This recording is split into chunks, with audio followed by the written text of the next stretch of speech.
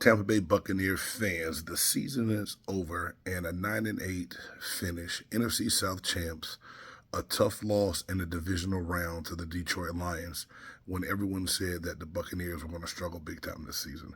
I would say that leaves a little glimmer of hope, and that would be considered a successful season.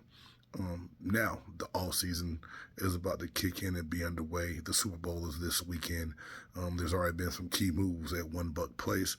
Dave Canales has moved on from being the Bucks offensive coordinator to now becoming the head coach of the Carolina Panthers. And Canales started out slow in Tampa, but got things going the right direction. And he helped develop Baker Mayfield. I do believe that. I believe that's why he's going to Carolina now, so that he can go and help Bryce Young become a better quarterback. Nevertheless, the Buccaneers moved on. And there were a lot of names thrown around of who the Buccaneers should have got. But they settled on Liam Cohen, who was with the Kentucky Wildcats last year under Coach Stoops. He was with the Los Angeles Rams prior to that and has a little bit of knowledge of Baker Mayfield's game because Baker went out and finished the last 5 weeks of that 2022 season in LA. And Cohen said that he is really excited and hopes to be able to keep Baker Mayfield and work with him again. Now, there's a lot of free agents that we have coming up, and just the quick list, Mike Evans, Devin White, Levante David, Baker Mayfield, Antoine Winfield Jr., and Aaron Stinnie, just to name a few of what I would consider key free agents.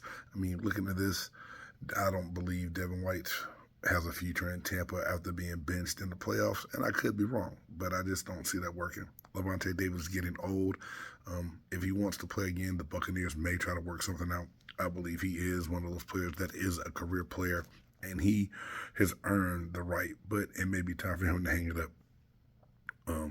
Baker Mayfield, you look at it, he had a career season this year, 4,000 plus yards, 20 touchdowns, 64.3 completion percentage rate. I mean, damn good.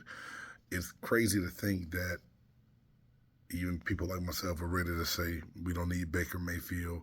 He came in, did what he needed to do, won some key games with a few bumps in the road along the way. And now they're saying that Baker Mayfield could be a $40 million quarterback this upcoming season. That's a high number, but that's just the rate of what quarterbacks are going for now. Do you pay Baker Mayfield that money, or do you gamble elsewhere?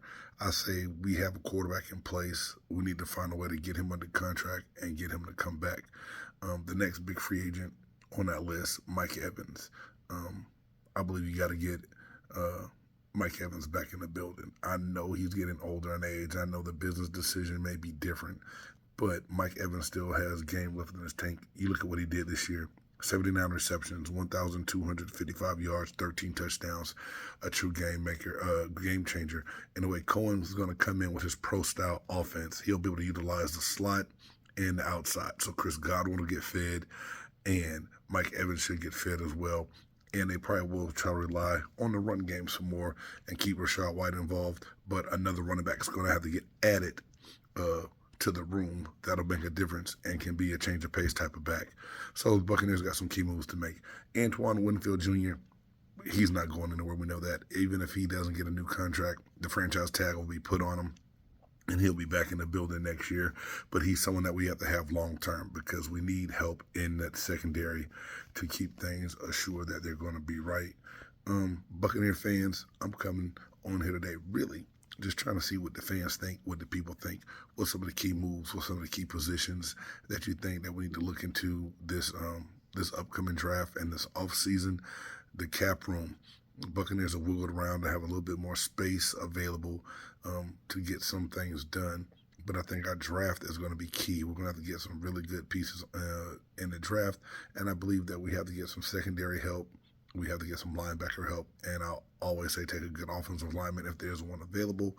But anyway, just looking at what's going on, excited to see if the trend of winning the NFC South can continue.